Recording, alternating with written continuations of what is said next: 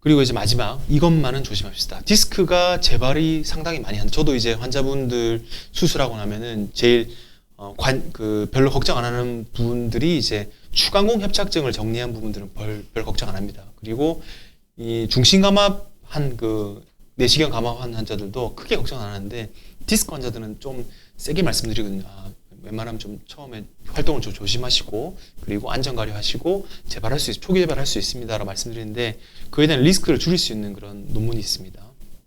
마찬가지로 아까 김현성 선생님 쓰신 내시경 제거술 이후에 조기 재발을 예측하는 점수 인자 그런 것들인데 이건 PLD라고 요 디스크를 옆구리로 제거해가지고 신경을 다 풀어줬는데 다시 돌출된 케이스입니다. PLD 후 초기 재발.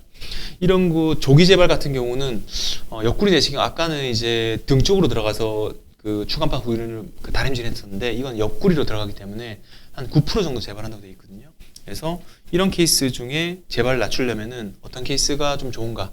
디스크의 변성 척도가 제일 중요합니다. 그래서 수술하기 전에 그러니까 디스크 자체가 퇴행이 많이 그러니까 좀 새까맣게 돼 있는 케이스 같은 경우는 재발을 훨씬 많이 한다고 돼 있죠. 그래서 3등급 같은 경우는 7%밖에 안 되는데 4, 5등급 같은 경우는 15% 이상 이제 재발할 수 있는 그런 리스크가 있고요.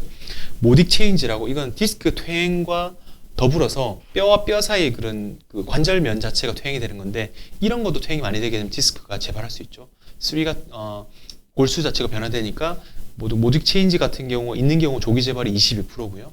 없는 경우는 8% 정도니까 확실히 차이가 좀 나는 것 같습니다. 그리고 관련된 추간판 탈출 중의 숫자가 많이 더 터지게 되면 재발도 훨씬 재발 가능성이 높겠죠. 여러 마디를 했기 때문에. 그리고 이전에 수술 병력, 과거에 수술했던 케이스 같은 경우는 17% 이상 재발한다고 보시면 되겠습니다. 그리고 추간판 탈출증 위치, 그러니까 위치가 그냥 중심 디스크가 있는지 위아래로 터졌는지에 따라 다른데 위아래로 터진 디스크가 훨씬 11%고 중심 디스크가 7%니까 아래쪽 위쪽으로 많이 탈출된 디스크 자체가 오히려 재발할 케이스가 높고요.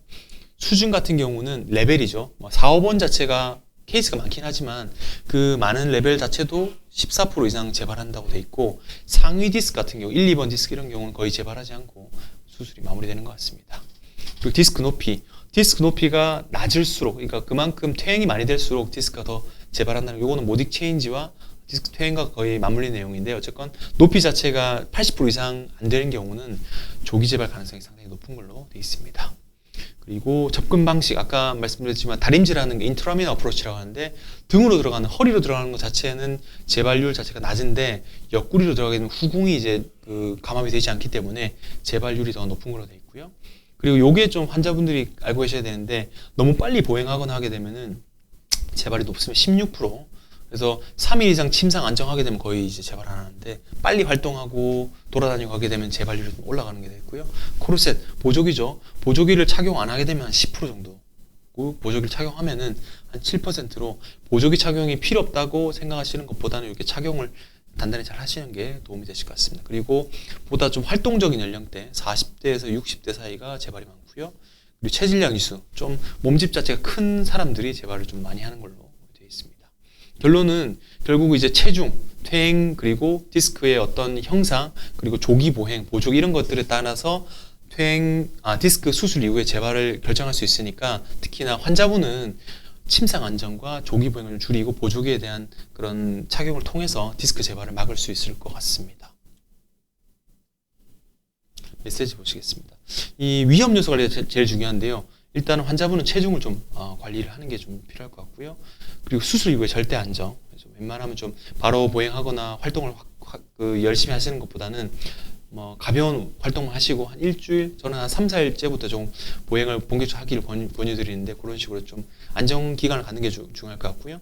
보조기 착용이 필요할 것 같고 그다음 척추 퇴행이 진행되지 않도록 결국 체중 문제와 그리고 허리 쓰는 문제와 관련된데 그런 것들을 관리하시는 게 필요할 것 같습니다. 결론 보시면 디스크 재발을 줄이려면은 이 내용들 쭉 보시면 현미경으로 수술하고 봉합사로 하는 것보다는 내시경을 하고 RF 디바이스로 이렇게 마듬질을 하는 것 자체가 리스크를 좀 재발을 좀 줄일 수 있게 됩니다. 그렇게 알고 계시면 될 것 같고 환자분 자체는 체중 관리와 보조기 착용 그리고 안전 가료 자체가 디스크 재발을 줄일 수 있는데 요인이 될 것 같습니다. 이번 강의는요 이렇게 디스크 재발에 대해서 디스크가 다시 터지게 되면은 환자분도 힘들고 저도 이제 수술할 때 부담이 되거든요. 왜냐하면 이제 아무리 열려 있지만 환자분 자체가 마취를 한 번 더 하게 되고 손 자체를 좀 더 되게 되면 이제 염증 가능성도 올라갈 수 있기 때문에 물론 양방이 내시경하게 되면 그런 거 좀 리스크를 줄일 수 있지만 환자와 의사 모두에게 부담되는 이런 걸 줄이려면 이런 식으로 미리 사전에 준비를 하고 이렇게 진행하는 것이 좋을 것 같습니다.